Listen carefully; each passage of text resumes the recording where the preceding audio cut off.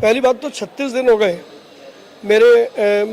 मेरे नाम को डिक्लेयर हुए और कांग्रेस अपना प्रत्याशी नहीं उतार पाई।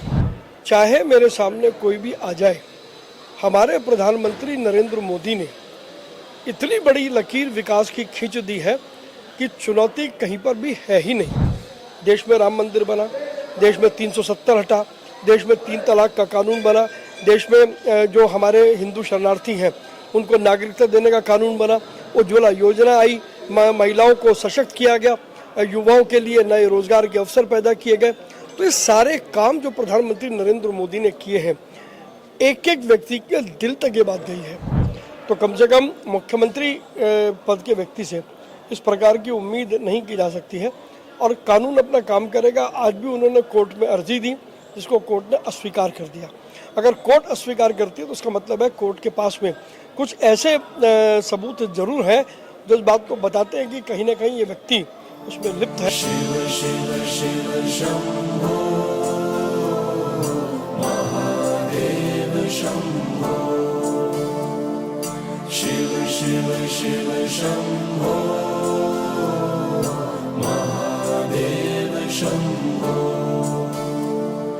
महादेव शंभो, महादेव। विजयी हो का आशीर्वाद दे दो। नमस्कार, आप देख रहे हैं क्विक न्यूज और मैं हूं आपके साथ डिंपल भारद्वाज। इस वक्त हमारे साथ चांदनी चौक से प्रत्याशी भाजपा के प्रवीण खंडेलवाल मौजूद है, जिन्होंने गौरी शंकर मंदिर में अभी भगवान के दर्शन किए हैं और उनसे आशीर्वाद दिया है। बात करते हैं प्रवीण जी, आपने इसी गौरी शंकर मंदिर में कसम खाई थी जिस दिन आपकी टिकट डिक्लेयर हुई। नेक्स्ट डे आपने यहाँ पर माथा भी टेका और उसके बाद आपने कसम खाई कि अगर मैं जीतता हूँ तो पटरी पर बैठ जाऊंगा और वहीं से सारा काम करूंगा। आज आपने जो आशीर्वाद लिया है, आज आपने आशीर्वाद में क्या कहा? कि जो बात अभी आपने कही कि मैं गौरी शंकर मंदिर में टिकट मिलने के बाद आया था और मैंने कहा था कि अगर मैं जीत, एक तो अगर शब्द खत्म हो गया, चुनाव तो मैं जीत ही रहा हूँ। जीतने के बाद जैसा मैंने घोषणा की है, मैं पटरी पर बैठ करके, फुटपाथ पर बैठ करके अपनी मेज लगाऊंगा और एक एक व्यक्ति का काम करूंगा। मैं आज भी गौरी शंकर मंदिर के इस प्रांगण में खड़ा हूँ और मैं अपने वचन उसी प्रकार से दोहरा रहा हूँ कि मैं कोई भी काम में कोताही नहीं बरतूंगा। और जैसा मैंने कहा, मैं पूरे क्षेत्र में फुटपाथ पर अपनी टेबल लगाऊंगा और वहां पर बैठूंगा। प्रवीण जी, जैसे कि अभी तक कांग्रेस पार्टी ने अपने किसी नेता को नहीं उतारा है, लेकिन कई लोग कयास लगा रहे हैं कि अगर व्यापारी नेता के सामने कोई दूसरा व्यापारी चेहरा अगर उतार दिया, तब प्रवीण खंडेलवाल की जो रणनीति होगी वो किस तरह की होगी, वो कैसे अपने व्यापारियों को समझाएंगे, क्या उनके बीच में उथल पुथल नहीं होगी? पहली बात तो 36 दिन हो गए मेरे नाम को डिक्लेयर हुए और कांग्रेस अपना प्रत्याशी नहीं उतार पाई। अब वो उतारना नहीं चाहते या उनको लोग नहीं मिल रहे, इसका जवाब तो कांग्रेस के नेता देंगे। चाहे मेरे सामने कोई भी आ जाए, हमारे प्रधानमंत्री नरेंद्र मोदी ने इतनी बड़ी लकीर विकास की खींच दी है कि चुनौती कहीं पर भी है ही नहीं।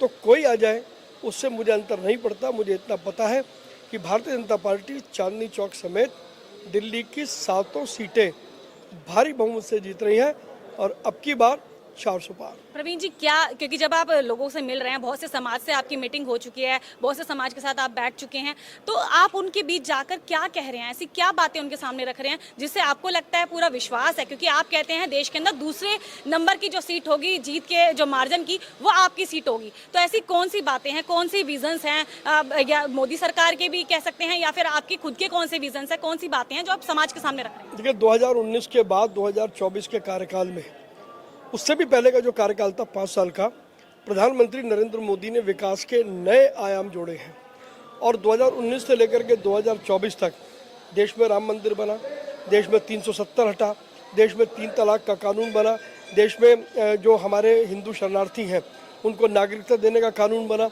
उज्ज्वला योजना आई, महिलाओं को सशक्त किया गया, युवाओं के लिए नए रोजगार के अवसर पैदा किए गए। तो ये सारे काम जो प्रधानमंत्री नरेंद्र मोदी ने किए हैं, एक एक व्यक्ति के दिल तक ये बात गई है और इसीलिए जहाँ पर भी मैं जाता हूँ, आम लोगों का व्यापक समर्थन मुझे मिल रहा है और इस अपार समर्थन को देखते हुए ही मैं निश्चित हूँ कि चुनाव हम जीत रहे हैं और दिल्ली की 7 सीटें हम जीतेंगे। केजरीवाल की सुनवाई भी थी लेकिन राहत नहीं मिली है, क्या कहेंगे? मुझे लगता है बाहर बहुत उन्होंने धमाल कर लिया। कुछ दिन उन्हें अब अंदर भी आराम करना चाहिए, कानून को अपना काम करना चाहिए। कानून को उन्होंने बहुत फुटबॉल बनाया है, तो कम से कम मुख्यमंत्री पद के व्यक्ति से इस प्रकार की उम्मीद नहीं की जा सकती है और कानून अपना काम करेगा। आज भी उन्होंने कोर्ट में अर्जी दी जिसको कोर्ट ने अस्वीकार कर दिया। अगर कोर्ट अस्वीकार करती है तो उसका मतलब है कोर्ट के पास में कुछ ऐसे सबूत जरूर हैं जो इस बात को बताते हैं कि कहीं ना कहीं ये व्यक्ति उसमें लिप्त है। तो कोर्ट अपना काम करेगा और जैसा कोर्ट का आदेश होगा हम सब उसका सम्मान करेंगे। संजय सिंह भी बाहर आने के बाद लगातार दहाड़ रहे हैं, बीजेपी पार्टी को आड़े हाथों ले रहे हैं, कह रहे हैं कि हमें पता है कि कानून क्या है, हमें तो फंसाया जा रहा है। क्या कहेंगे इन सब चीजों के लिए? अगर संजय सिंह के पास अपनी इस बात के वो सबूत हैं तो वो क्यों नहीं आपके सामने रखते, क्यों नहीं दिल्ली की जनता के सामने रखते? सबूत कुछ नहीं है, केवल मात्र झूठे आरोप लगाना उनकी आदत बन गई है और दिल्ली के लोगों ने ये तय कर लिया है कि अब वो किसी भ्रम में आने वाले नहीं हैं और 25 मई को 7 सीटें दिल्ली की जनता भाजपा को देने वाली है। आज नवरात्र का पहला दिन है, कैसे अपने जनता को आप संबोधित करेंगे और क्या कुछ उनको शुभकामनाओं में कहेंगे? मैं केवल यही कह सकता हूँ कि आज हिंदू नववर्ष का पहला दिन है और माँ दुर्गा का प्रतिरूप माँ शैलपुत्री का आज दिन है जो सौभाग्य की देवी मानी जाती है। तो मैं मेरे क्षेत्र के जितने भी लोग हैं या दिल्ली में जितने भी लोग हैं, मैं उनके सौभाग्य की कामना करता हूँ। मैं प्रभु से प्रार्थना करता हूँ कि उनको यश, वैभव, धन, संपदा और खुशियाँ सारी दे और लोग हंसी खुशी हम सब मिलकर के प्रधानमंत्री नरेंद्र मोदी के नेतृत्व में अपने भारत को विश्व गुरु बनाए और भारत की अर्थव्यवस्था 5 ट्रिलियन की जो प्रधानमंत्री जी का सपना है वो जल्दी पूर्ण हो। तो ये थे हमारे साथ प्रवीण खंडेलवाल जो कि भाजपा के प्रत्याशी हैं चांदनी चौक लोकसभा से। ऐसी तमाम मुद्दों को लेकर हम प्रवीण खंडेलवाल के पास लगातार आते रहेंगे। बने रहिए क्विक न्यूज़ के साथ। नमस्कार।